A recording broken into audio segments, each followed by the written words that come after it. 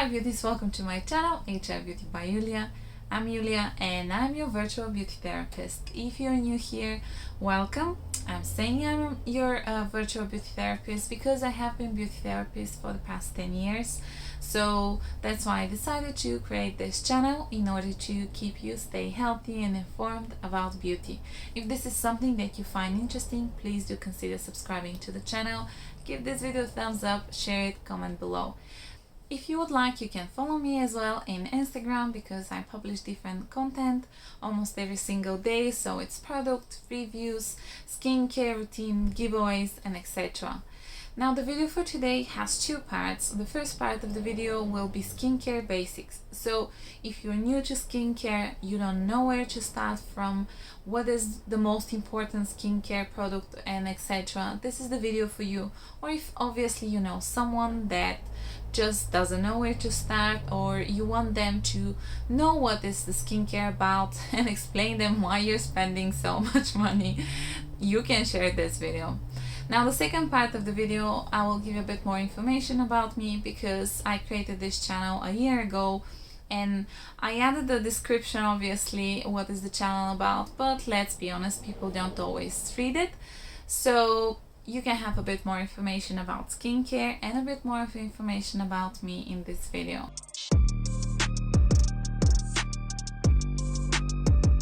In skincare, there's a lot of trends, a lot of different brands. Everyone is saying how important it is to use this ingredient or the other and how their product is super essential. So it is very confusing. For me personally, there are three essential products in a skincare routine, and that's your cleanser, your SPF and your moisturizer. Now you don't have to use them all the time, all of them together. I will explain a little bit about this, and let's start with the cleanser.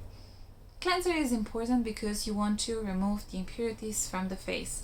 So that's your sunblock from during the day, any kind of dust, pollution, dead skin cells, debris, anything that was on your face like makeup, and you want to remove this from the face.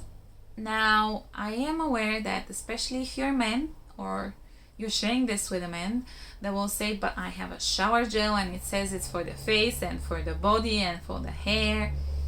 Yes, you might decide that it's all right, but the whole point is that the skin on the face is different than the skin all over the body. So first and foremost, it is thinner. So you can't really compare the skin on your elbows with the one on your thighs with the one on the face, because the depth of the skin is different, its sensitivity is different, the quantity of sebum production is different.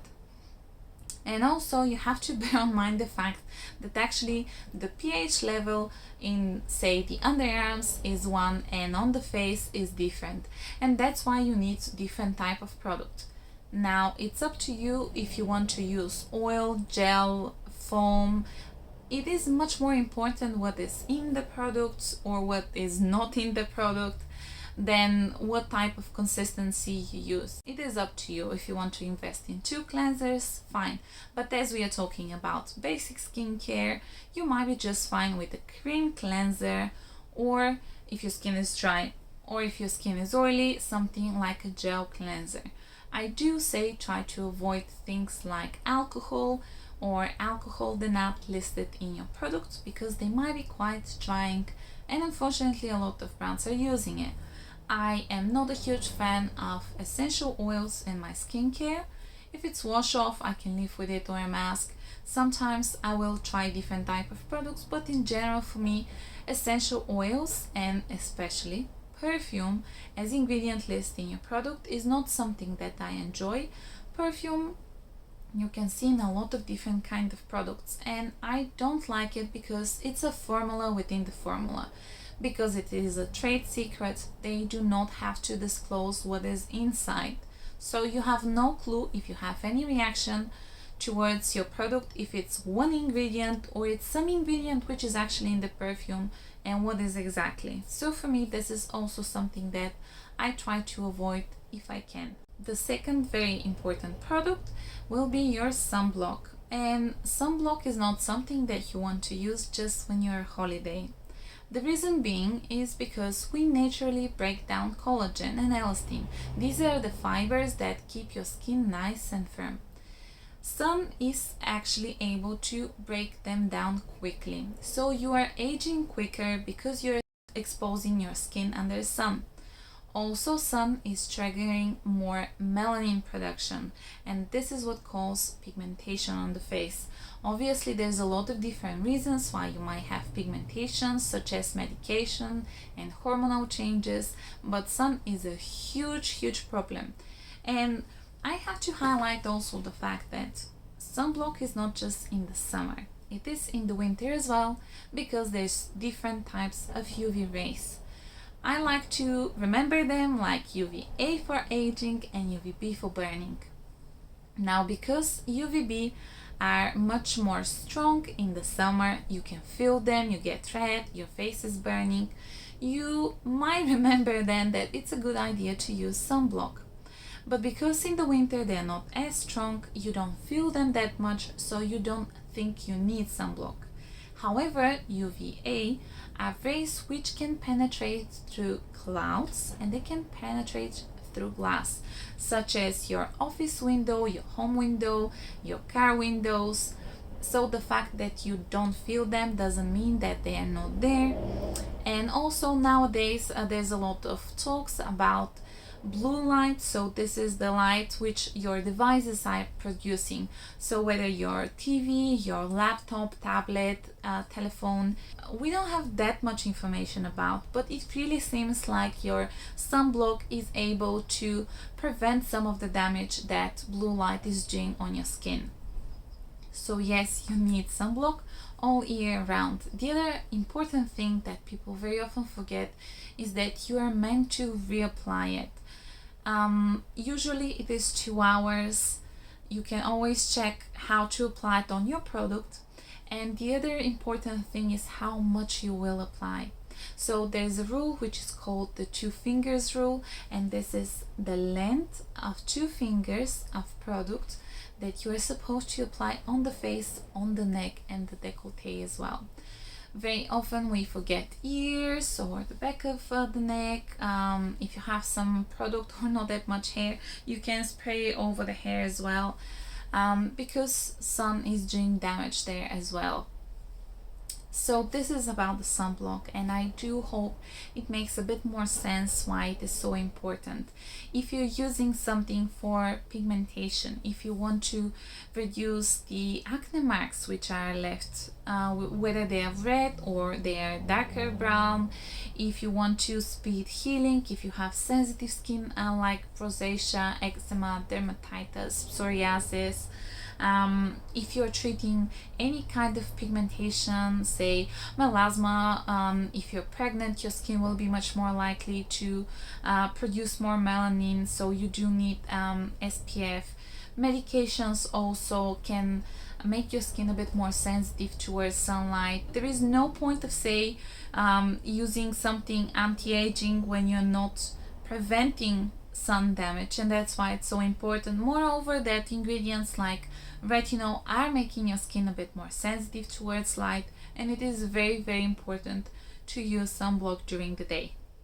As for the third product, the moisturizer, you can apply moisturizer and then on the top SPF. Many SPF have different ingredients which will give you a bit more hydration into the skin and might have occlusive properties. Moisturizers contain very often hydrating ingredients, but they are moisturizing as well. The whole point is that your skin is losing water. We call this transepidermal water loss. So this is the water that evaporates from your skin surface. And it is inevitable. But if your skin barrier is better, it means that you will lose less water. So combining something that retains water and creating barrier so that the water doesn't go away means that your skin will be better moisturized. As well, if your skin is dry, you will produce less sebum, so you will need this extra help. If your skin is oily and you don't feel comfortable using moisturizer during the day, you can check for something with a gel texture type, or if you want, of course, you can use just a cleanser and then SPF for during the day, which you do reapply in the evening. You cleanse your face again, you wash it, and then you use your moisturizer, because moisturizer will give different type of nutrients to your skin, and then you go to bed.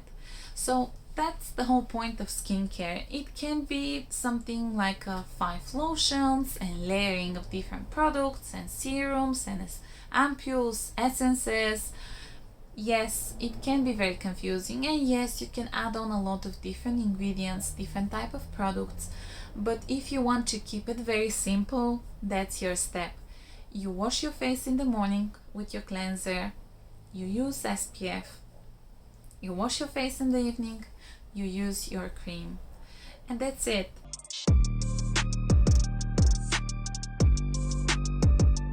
I was wondering where to start, what to do with a bit more information about me, if you are interested to know why I think I can actually give you advice on the first place.